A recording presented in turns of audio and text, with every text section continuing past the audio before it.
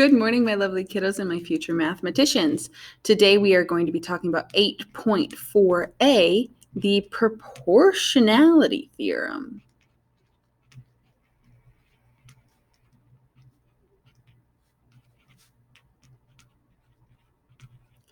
So let's go ahead and define that. The triangle proportionality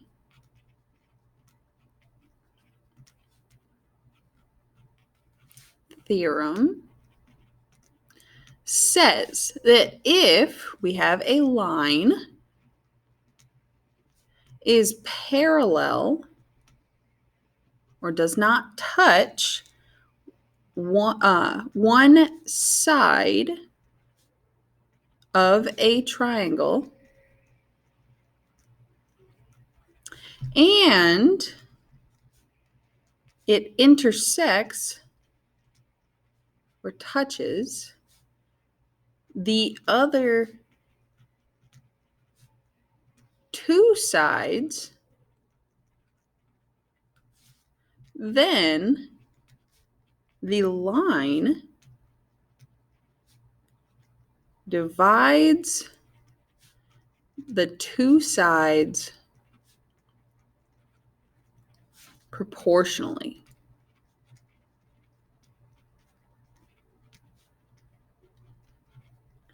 Okay, so before we go ahead and draw a picture to explain this really long definition, I want to go ahead and point something out. Okay, so remember that our theorems are if-then statements. So if we have one thing, then we can prove something else. And in this case, it is saying that if we have a line that is parallel, then we have that the two sides are cut proportionally. Okay, so just a quick reminder that if parallel, then proportional. Okay, so let's just keep that in mind. Let's go ahead and draw our photo here. So we have our triangle.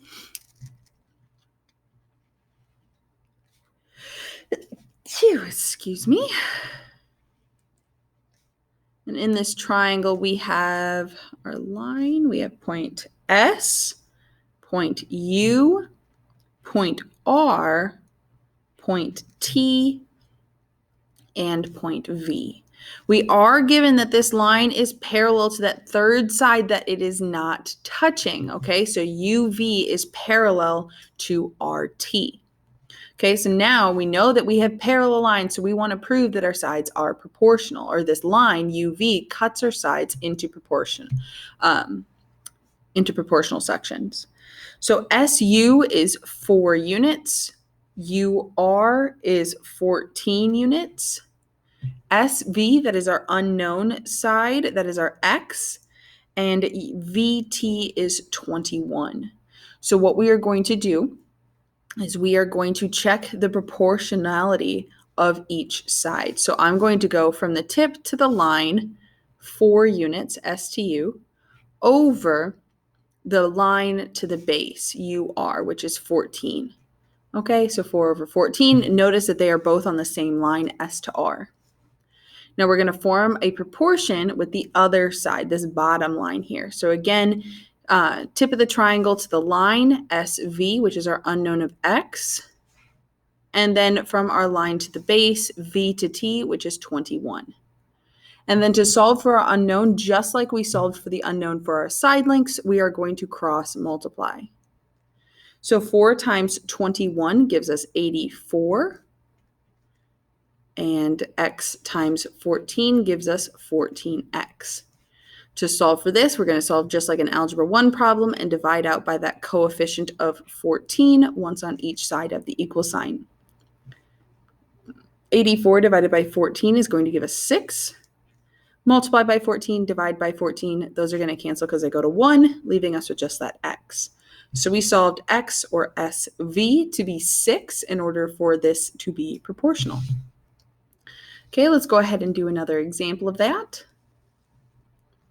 So our second triangle is going to look like this. 4 units, STU, 14 units, UR, 14 units, SV, 6. Multiply by 14, divide by 14. Those are going to cancel because they go to 1, leaving us with just that X. So we solved X, or SV, to be 6 in order for this to be proportional. Okay, let's go ahead and do another example of that. So our second triangle is going to look like this. This one, unfortunately, does not have points. So we know that these lines are parallel to each other. Our line and our base are parallel. This first piece is 4 units long. The second piece is our unknown of x. This piece is 10 units, and the base is 5 units. So once again, we're going to form a proportion for each side. So starting on that top side, again, tip to line, that's our unknown of x. And then line to base, that is 4.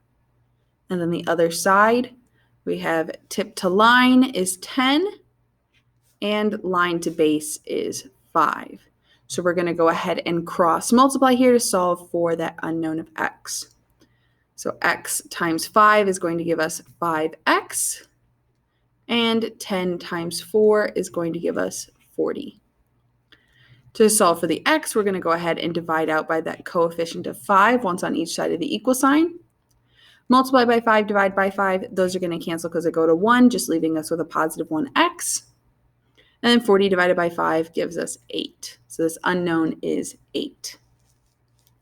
Okay, this next one does not appear on your homework, but it might, hint, appear on a test that we would be taking next week. So I want to go ahead and cover it for you guys just so that we have all seen it. Okay, so here is our third triangle here with our line as well.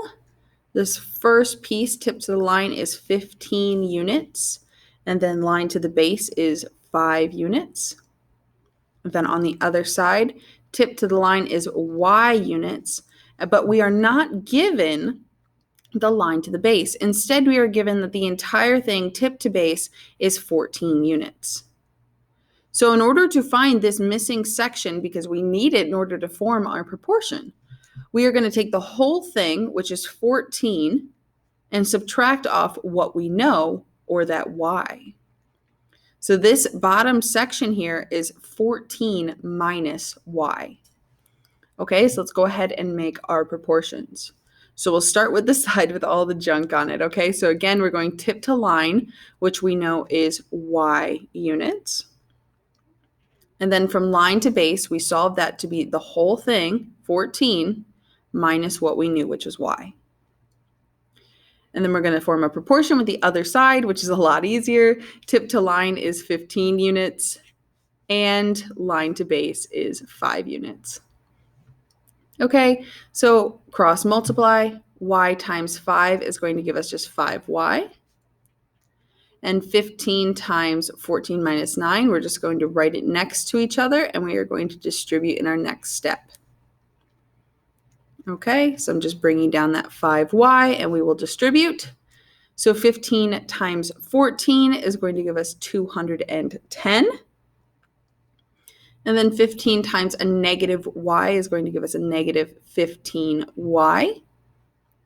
We want to get all of our variables or our letters on the same side of the equal sign. And since I hate negative variables, we're going to go ahead and add this 15y once on each side of the equal sign. 5y plus 15y gives us 20y. And then negative 15y plus 15y, those are going to cancel because they add to 0, leaving us with just 210. Solving this just like an Algebra 1 problem, we're going to divide out by that coefficient of 20. Multiply by 20, divide by 20, those are going to cancel because they go to 1, leaving us with just that y. And 210 divided by 20 gives us 10.5. So that just tells us the y, the tip to the line. It does not tell us the line to the base. We could take this 10.5 and plug it in for y and do 14 minus 10.5 and get that base piece. This question did not ask for that, but keep an eye out on a test, maybe, hint, hint. Okay? So let's go ahead and look at our second definition today. And then I have one more example, and then we can go start our homework. So our second definition here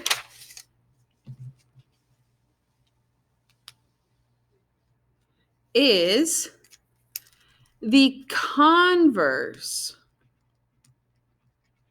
to the triangle proportionality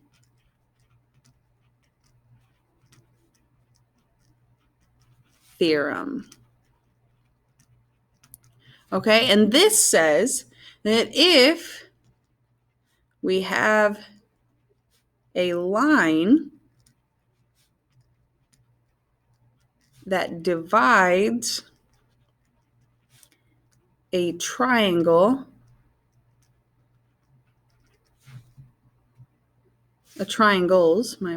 sides proportionally,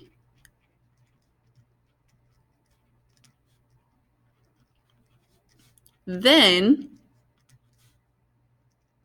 it is parallel. Okay, so in that last one, the regular triangle proportionality theorem, it said that if the lines were parallel, then we had that proportionality. Remember, the converse just switches that if and then.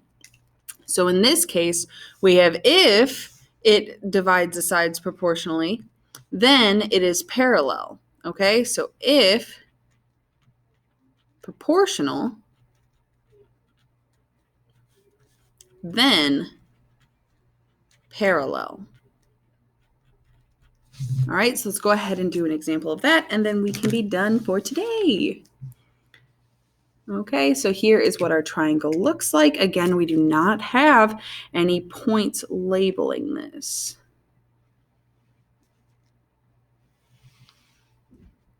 Okay, so we have our line here. This top section is 6 units long.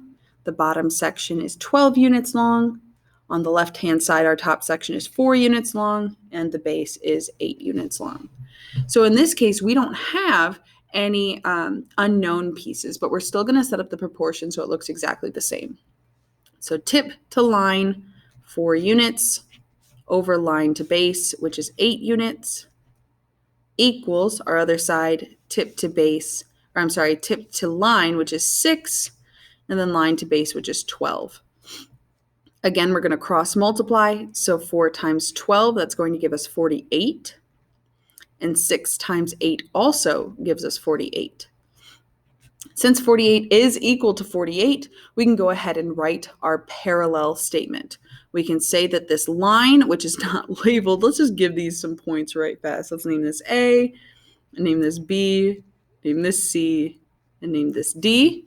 We could say that the line AB is parallel, and remember parallel is just 2 big old lines, to that bottom side that it does not touch, CD.